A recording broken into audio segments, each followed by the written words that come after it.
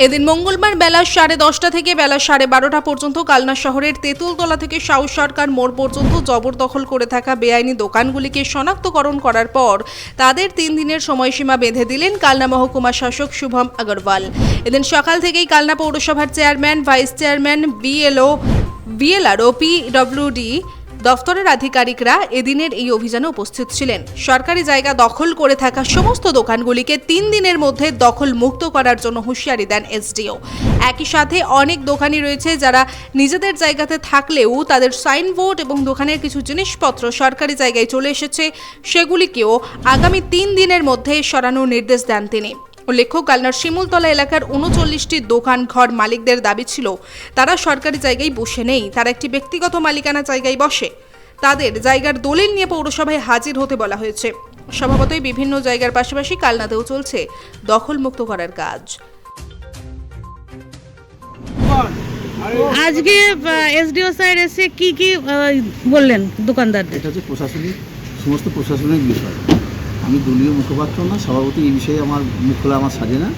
আপনারা প্রত্যেকেই জানেন যে জবরদখল মুক্ত কাজটা চলছে। আজকে আমাদের তেঁতুলতলা মোড় থেকে গীতাঞ্জলি মোড়, থানার আগে পর্যন্ত, থানার মোড় পর্যন্ত, মানে আগে যে মোড়টা রয়েছে গীতাঞ্জলি মোড় পর্যন্ত হয়েছে। এর বিষয়ে আমি কিছু বলতে পারবো। নমস্কার। আগামীকাল বুধবার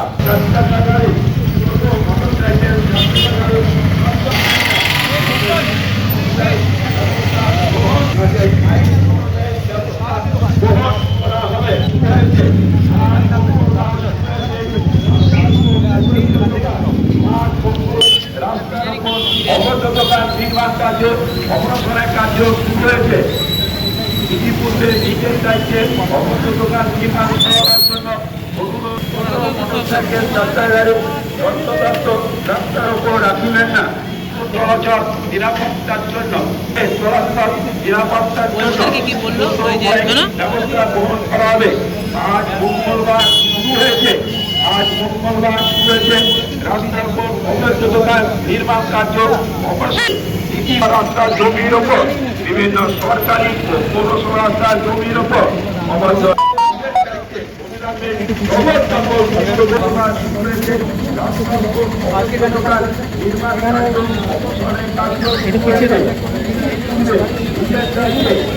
পথচারীদের চলাচল নিরাপত্তার জন্য অবৈধ নির্মাণ থেকে বিরত থাকুন।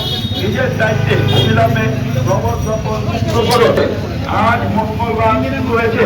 রাস্তার উপর অবৈধ দোকান রাস্তার উপর রাখবেন না। আজ মঙ্গলবার। রিতা ভট্টাচার্য রিপোর্ট, সুন্দর বাংলা নিউজ।